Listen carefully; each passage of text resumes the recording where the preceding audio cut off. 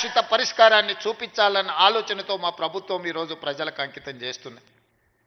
ఈరోజు 4 మండలాలలో పైలట్ ప్రాజెక్టుగా గ్రామాన రెవెన్యూ సిబ్బంది వెళ్ళి అక్కడ అధికారులు ప్రజలను కలిసి వాళ్ళ నుంచి విజ్ఞప్తులు తీసుకొని వాటిని పరిష్కరించే విధంగా ఈరోజు కలెక్టర్లకు ఆదేశాలు ఇవ్వడం జరిగింది.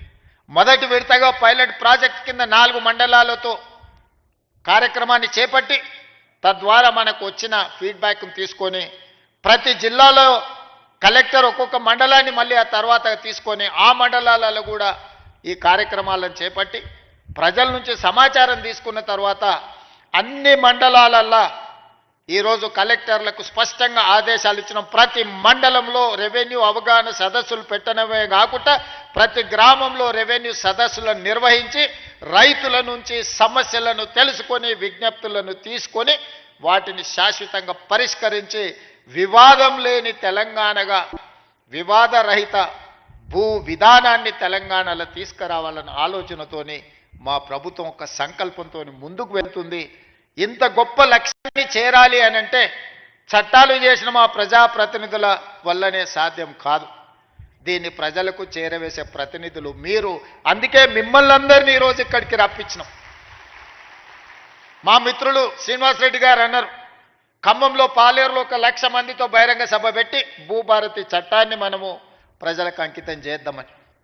నేను వారికి సూచన చేసిన, సీనన్న 1,00,000 కాదు, నువ్వు బట్టి గారు తుమ్మల గారు అనుకుంటే 5-6 లక్షల మందితోనైనా ఖమ్మంలో సమావేశాన్ని ఏర్పాటు చేస్తారు. కానీ ఈ భూభారతిని అమలు చేసేది ఆ రైతులు, ఆ పేదవాళ్ళు కాదు. భూభారతిని అమలు చేసేది రెవెన్యూ సిబ్బంది. ఆ రెవెన్యూ సిబ్బందిని సమావేశానికి పిలువు. మన ప్రభుత్వ ప్రతినిధులు వాళ్ళే. ఇవాళ మా ప్రభుత్వానికి మంచి పేరు రావాలన్నా ఈ ప్రభుత్వం తెచ్చిన చట్టం పక్కాగా అమలు జరగాలి అంటే అది మీ ద్వారానే సాధ్యమవుతుంది. అందుకే మిమ్మల్ని ముఖ్య అతిథులుగా మీరందరూ మాతో పాటు అతిథులు. ఈ సమావేశంలో మీరు ప్రేక్షకులు కాదు, మీరు కూడా అతిథులే. ఈ చట్టాన్ని ప్రజల దగ్గరికి తీసుకెళ్లే బాధ్యత మీ భుజస్కంధాల మీద ఉంది. మా ప్రభుత్వం రెవెన్యూ సిబ్బందిని సంపూర్ణంగా విశ్వసిస్తుంది. మిమ్మల్ని దొంగలుగానో, దోపిడీదారులుగానో, అవినీతి పరులుగానో మేము చిత్రీకరించదలుచుకోలేదు. ఎవరైనా అట్లాంటి వ్యక్తులు ఎవరైనా ఉంటే వ్యక్తుల పట్ల కఠినంగా ఉంటుంది ప్రభుత్వం తప్ప ఈ మొత్తం వ్యవస్థ దోషులుగా నిలబెట్టే విధానానికి మీ ముఖ్యమంత్రి, మీ సోదరుడు వ్యతిరేకమని చెప్పి నేను స్పష్టంగా చెప్తున్నా. ఎంతోమంది శంకర్ లాంటి ఐఏఎస్ ఆఫీసర్, మాధవరావు లాంటి ఐఏఎస్ ఆఫీసర్ ఎంతోమంది తమ జీవితాలను సర్వం దారబోసి చట్టాలను తయారు చేసి ప్రజలకు అంకితం ఇచ్చారు. రెవెన్యూ శాఖలో ఎన్నో లక్షలాది మంది ఈ 75 సంవత్సరాలలో పనిచేసిన వాళ్ళ కృషి వల్లనే రెవెన్యూ శాఖకు ఈ తెలంగాణ రాష్ట్రానికి ఒక గుర్తింపు వచ్చింది. మేము చేసే తప్పిదాలను కప్పిపుచ్చుకోవడానికి మిమ్మల్ని దోషులుగా నిలబెట్టే విధానానికి నేను వ్యతిరేకమని చెప్పి నేను స్పష్టంగా చెప్పదలుచుకున్నాను. జరగవచ్చు, అక్కడో ఇక్కడో తప్పు జరగవచ్చు. అన్ని వ్యవస్థలలో ఉన్నట్టు, అన్ని సంస్థలలో ఉన్నట్టు రెవెన్యూ శాఖలో కూడా ఎవరైనా కొంతమంది ఉండొచ్చు. అంత మాత్రాన శాఖను మొత్తాన్ని దోషిగా నిలబెట్టి ప్రజల ముందు వాళ్ళను అవమానించే విధంగా మాట్లాడే విధానాన్ని నేను వ్యతిరేకిస్తున్నాను. ఆనాటి ముఖ్యమంత్రి మాట్లాడిన మాటలు మీరు చూసిండ్రు. శాసనసభలో ఏ విధంగా మాట్లాడిండో, శాసనసభ బయట రెవెన్యూ సిబ్బందిని, రెవెన్యూ శాఖను ఏ రకంగా దూషించడం మీరు చూసిండ్రు.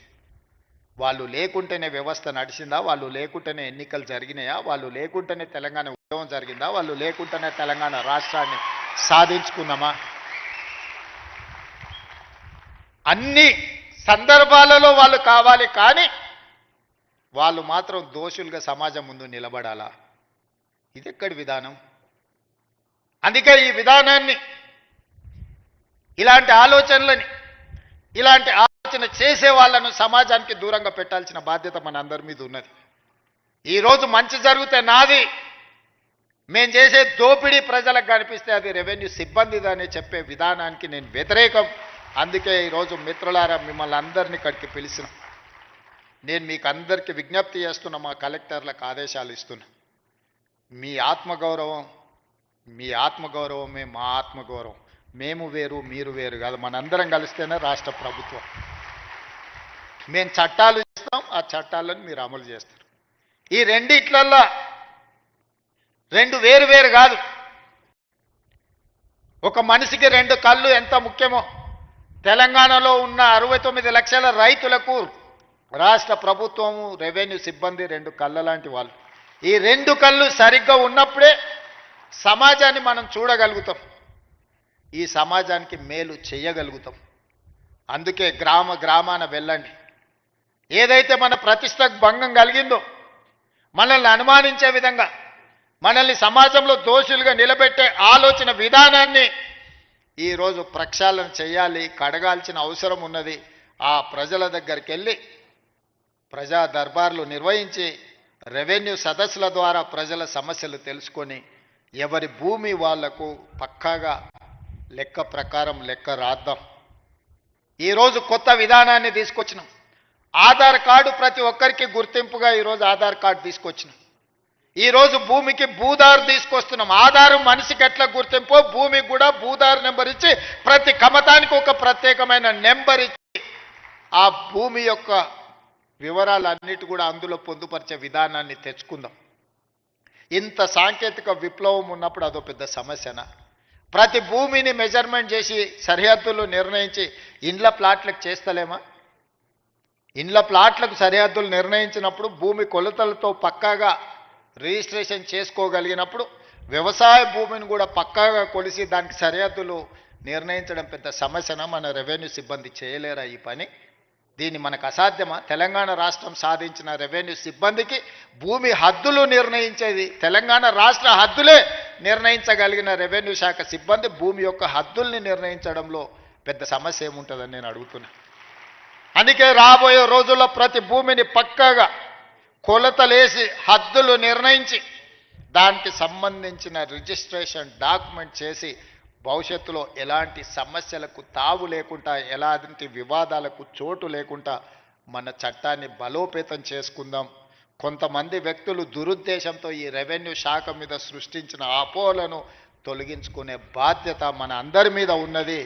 మీలో ఒకటిగా నేను మాటిస్తున్నా, మనం ఏ తప్పు చేయొద్దు, చట్టాలను పకడ్బందీగా అమలు చేద్దాం. చట్టాలు చేయడమే కాదు, అమలు చేసే విధానంలోనే అసలు ఫలితాలు ఉన్నాయి. తప్పకుండా నాకు సంపూర్ణమైన విశ్వాసం కలిగింది. ఇక్కడున్న సిబ్బందే కాదు, దాదాపుగా రైతు వేదికలలో కొన్ని వేలాది లక్షలాది మంది రైతులు చూస్తున్నారు గ్రామాలలో. మళ్ళీ మనం ఏ గ్రామానికి వెళ్ళినా మనకు వాళ్ళు ఇంత భోజనం పెట్టి ఆ ఊరిలో ఉండే సమస్య చెప్పుకునే విధంగా మనల్ని రెవెన్యూ సిబ్బందిని రైతు బాంధవులు వచ్చిండ్రు మా సమస్యను పరిష్కరిస్తానని మనల్ని గౌరవించే విధంగా ఈరోజు మనం చర్యలు చేపట్టాలని, ఇంత ఆలస్యమైన ఇంత ఎదురు చూసి ఈ చట్టాన్ని ఈరోజు మీరు తీసుకెళ్తున్నారు. ఈ సందేశాన్ని గ్రామాలకు తీసుకెళ్ళండి. నేను కలెక్టర్లకు కూడా స్పష్టమైన ఆదేశాలు ఇస్తున్న, ప్రతి మండలంలో మీరు పర్యటించవలసిందే. రెవెన్యూ సిబ్బందిని వాళ్ళ సహకారాన్ని తీసుకోవాల్సిందే.